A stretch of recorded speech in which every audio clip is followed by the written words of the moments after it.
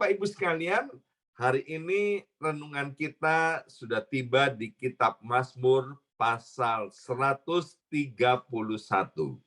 Mazmur 131.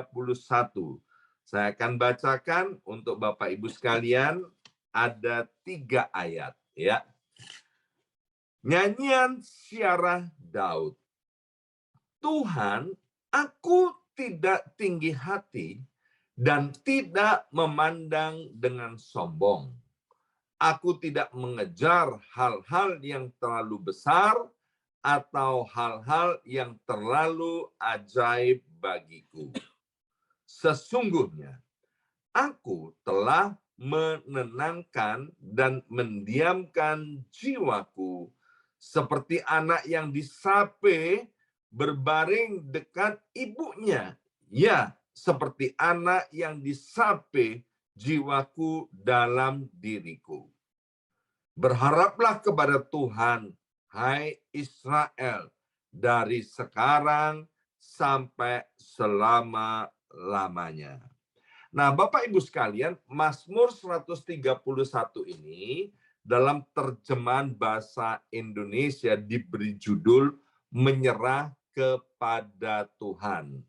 Dan inti daripada Mazmur 131 ini adalah percaya dan puas kepada Tuhan. Bersama saya ucapkan percaya dan puas kepada Tuhan, 2, 3.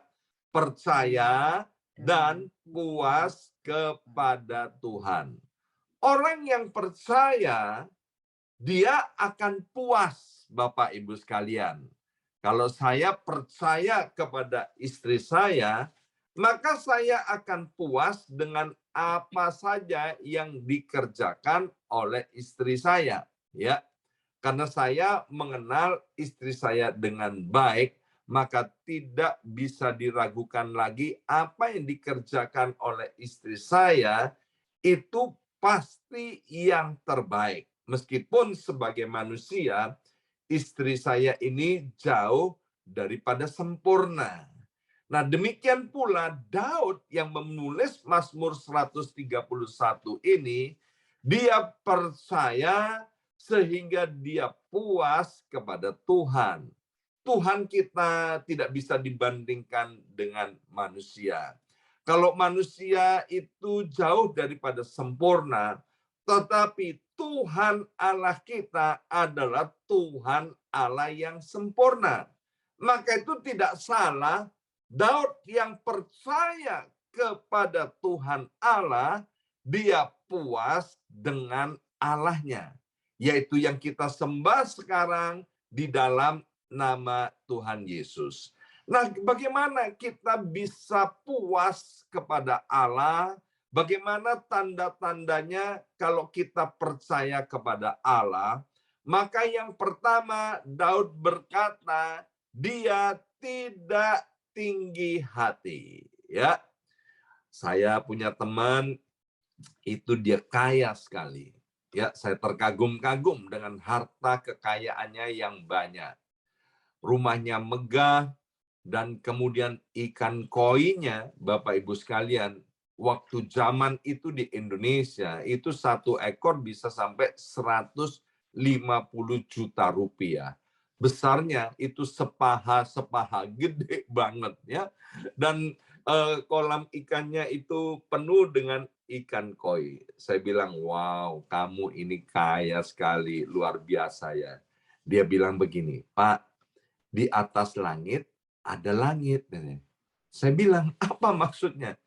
Iya, kalau menurut Bapak saya ini kaya, karena Bapak belum tahu yang jauh lebih kaya dari saya itu banyak. Ya kan? Saya ini nggak ada apa-apanya. Nah, Bapak Ibu sekalian, Daud mengerti ya bahwa apa yang dia capai sebagai raja yang terbesar di Israel itu, semuanya itu bukan karena kuat dan gagahnya, bukan karena hebatnya. Daud ingat dari mana kita berasal. Saya pernah membaca sebuah artikel itu tentang raja real estate yang ada di Indonesia. Di kantor utamanya, itu di lobi kantornya ada sebuah delman, ya, menjadi pajangan di kantor real estate itu. Apa hubungannya pajangan delman dengan real estate? Nggak ada hubungannya sama sekali. Tetapi ternyata ada kisahnya.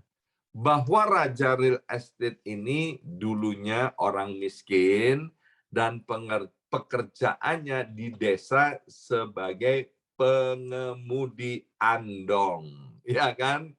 Dan dia berkata kepada banyak orang, aku memasang ini andong ada di kantorku untuk supaya aku ingat dari mana aku berasal, sehingga aku tidak sombong.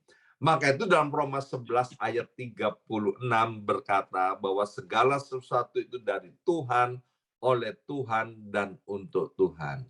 Bapak Ibu sekalian, mari jadi manusia, jangan sombong, jangan tinggi hati, ya. Sombong atau tinggi hati itu adalah dosa. Itu adalah kekejian di hadapan Tuhan. Meskipun ya mungkin ada yang berargumentasi, sombong itu kan tidak merugikan orang lain, ya. Sombong adalah satu dosa yang tidak kelihatan dan susah untuk dideteksi, ya. Ada beberapa orang yang memang sombongnya kelihatan. Tapi ada orang yang pandai menyimpan kesombongannya di dalam hati, ya. Nah, ini yang tidak bisa dideteksi. Tetapi yang namanya sombong, Alkitab berkata mulai dari perjanjian lama sampai dengan perjanjian baru. Nanti Bapak Ibu sekalian bisa baca, bisa selidiki bahwa Tuhan itu tidak suka dengan orang sombong. Tuhan benci dengan orang sombong. Bahkan dikatakan bahwa orang yang sombong itu akan Tuhan remukkan, akan Tuhan hancurkan. Banyak sekali macam-macam daripada kesombongan. Misalnya kesombongan intelektual, ya. Karena kita berpendidikan tinggi itu tidak salah. Kita kalau ada kesempatan, ada kemampuan baik finansial maupun otak kita boleh sekolah, ngambil gelar S1, S2, S3, bahkan kita bisa memiliki gelar S2, S3 lebih daripada satu. Itu baik sekali Bapak Ibu sekalian. Tetapi ketika gelar-gelar itu kita bisa raih, jangan sombong Bapak Ibu sekalian. Karena kita ini dianugerahi oleh Tuhan kepintaran. Sebab kalau Tuhan tidak menganugerahkan kepintaran, itu kita nggak bisa meraih gelar-gelar yang demikian. Orang yang meraih gelar yang banyak, tinggi, dan kemudian memandang orang yang tidak sekolah, mungkin kita ketemu dengan family kita, dengan keluarga kita, atau orang tua kita yang cuman lulusan SD, atau mungkin ada yang SD saja tidak lulus, kita tidak boleh memandang rendah mereka. Sebab di hadapan Tuhan, orang yang berpendidikan tinggi maupun yang tidak berpendidikan tinggi itu sama saja di hadapan Tuhan. Ada orang yang sombong karena pergaulan sosialnya, ya. Temanmu siapa? Ya kan? Oh, kalau aku temannya golongan orang-orang elit, ya. Kamu temannya orang rendahan. Itu termasuk sombong. Kemudian melihat pakaian orang, hartanya orang, mobilnya orang, tas yang dibawa oleh orang lain, ya. Mungkin kita nggak ucapkan dari mulut lidah kita, tapi dalam hati, mobilmu cuman itu aja, ya kan? Mobil tua jelek, tasmu adalah tas murahan, ya. Tasmu itu yang kamu pakai itu biasanya aku pakai buat ke pasar. tapi kamu pakai sekarang ke pesta. Itu termasuk sombong. Maka itu Bapak Ibu sekalian, mari kalau ada di antara kita yang hari ini, Bapak Ibu sekalian, sedang sombong, artinya engkau tidak percaya kepada Tuhan. Artinya engkau sedang tidak puas kepada Tuhan. Perlu yang namanya bertobat. Agar supaya apa? Agar supaya tidak Tuhan rendahkan, agar supaya tidak dihancurkan oleh Tuhan. Yang kedua, dikatakan begini, sesungguhnya aku telah menenangkan dan mendiamkan jiwaku. Seperti anak yang disape, perhatikan kata disape. Bersama saya ucapkan disape. 2, 3, disape. Berbaring dekat ibunya, ya seperti anak yang disape, jiwaku dalam diriku. Disape itu agak berbeda dengan disusui atau menyusui, ya. Disape itu artinya begini, Bapak Ibu sekalian, ya. Anak-anak itu yang disusui oleh ibunya, kemudian pada usia tertentu, maka anak itu tidak boleh lagi menyusu kepada ibunya, ya. Entah bagaimana caranya ibu-ibu itu pintar untuk memisahkan anak-anak itu dari air susu ibunya. Dan kita lihat Bapak Ibu sekalian, anak-anak itu akan berontak, dia akan nangis, ya kan, ketika sudah tidak mendapatkan ASI atau air susu ibu, ya. Dan di dalam berontaknya, anak itu tetap mau dekat dengan mamanya, mau dekat dengan ibunya. Nah, yang kedua, Bapak Ibu sekalian, artinya percaya dan puas kepada Tuhan, yaitu selalu dekat dengan Tuhan.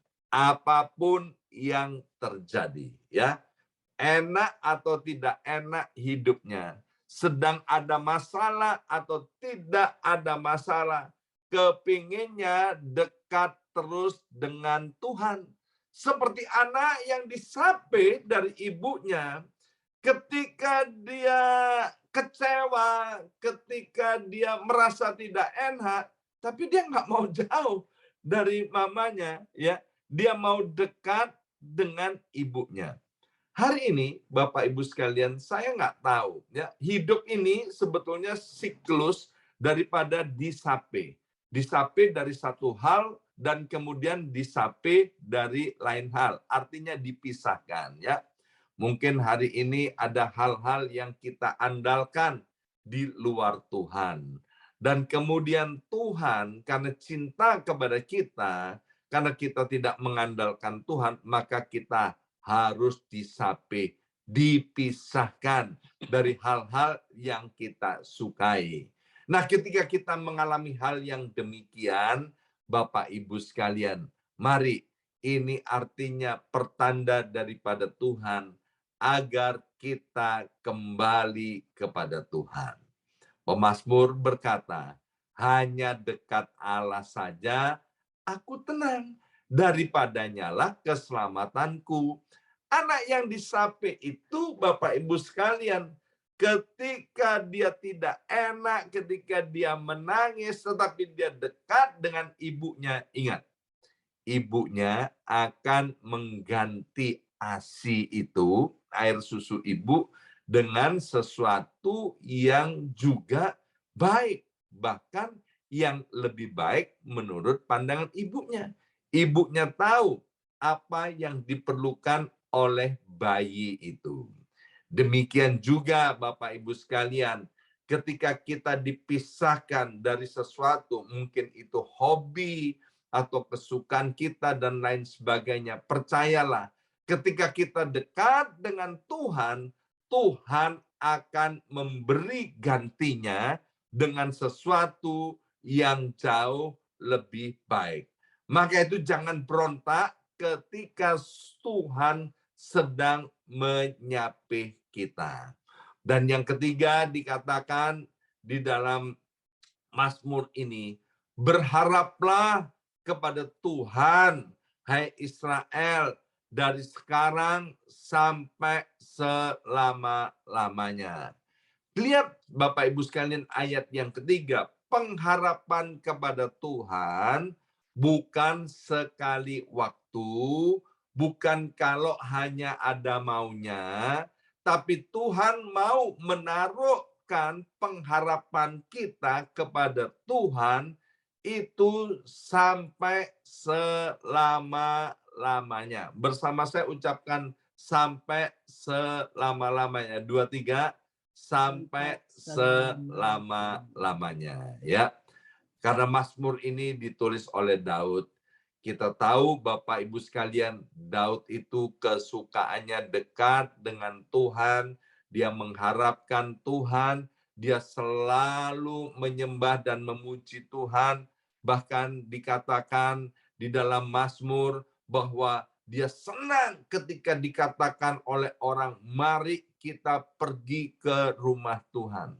Sebab Daud itu tahu bahwa semua pencapaian itu bukan karena dia hebat, tapi itu karena Tuhan. Maka itu Bapak Ibu sekalian, orang yang mengandalkan Tuhan, seperti ditulis oleh kitab Yeremia, maka dia tidak akan pernah dikecewakan. Orang yang mengandalkan Tuhan itu akan diberkati. Tetapi terkutuklah ketika kita mengandalkan kekuatan kita sendiri. Maka itu Bapak Ibu sekalian, mari di dalam hidup ini kita mau percaya sehingga kita puas kepada Tuhan. Taruhkan pengharapan kita kepada Tuhan untuk selama-lamanya. Di dalam hidup ini kita punya banyak mimpi. Di dalam hidup ini kita punya banyak target, Bapak Ibu sekalian. Tapi seringkali mimpi dan target itu tidak bisa kita capai. Tidak sesuai yang kita harapkan.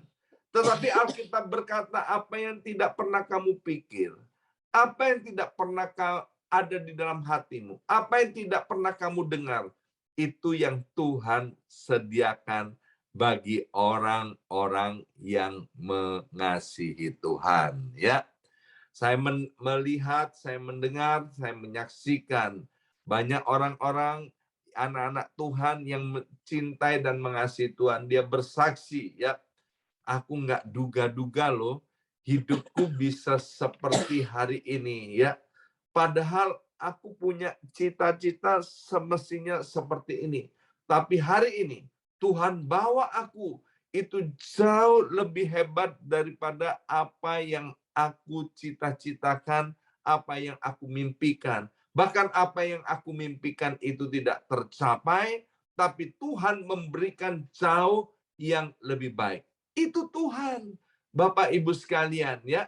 Bukan artinya kita tidak boleh punya mimpi, kita tidak boleh punya cita-cita. Harus kita punya mimpi. Kita harus punya cita-cita. Kita harus kepingin keluarga kita dipulihkan. Kita harus kepingin supaya usaha dan pekerjaan kita diberkati. Kita harus kepingin bahwa hidup kita dipromosi oleh Tuhan. Nah, mimpi itu baik, Bapak Ibu sekalian.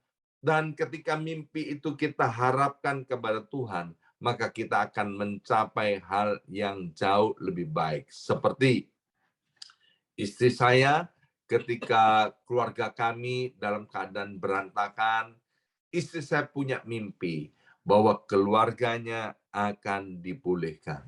Hari ini, apa yang dicapai oleh keluarga kami bukan sekedar dipulihkan, tapi Tuhan mengembalikan pemulihan itu jauh lebih banyak daripada apa yang dimimpikan. Mengapa? Karena menaruh pengharapannya hanya kepada Tuhan. Hari ini melalui Mazmur 131, Tuhan yang baik dan penuh kasih itu mau agar kita percaya dan puas kepada Tuhan. Yang pertama, kita harus meninggalkan sikap tinggi hati. Yang kedua, Tuhan mau agar kita terus dekat kepada Tuhan, baik atau tidak baik kondisinya, suka atau tidak suka, kita harus dekat kepada Tuhan. Dan yang ketiga, berharaplah kepada Tuhan. Orang yang menaruhkan harapannya kepada Tuhan tidak akan pernah dikecewakan. Amin.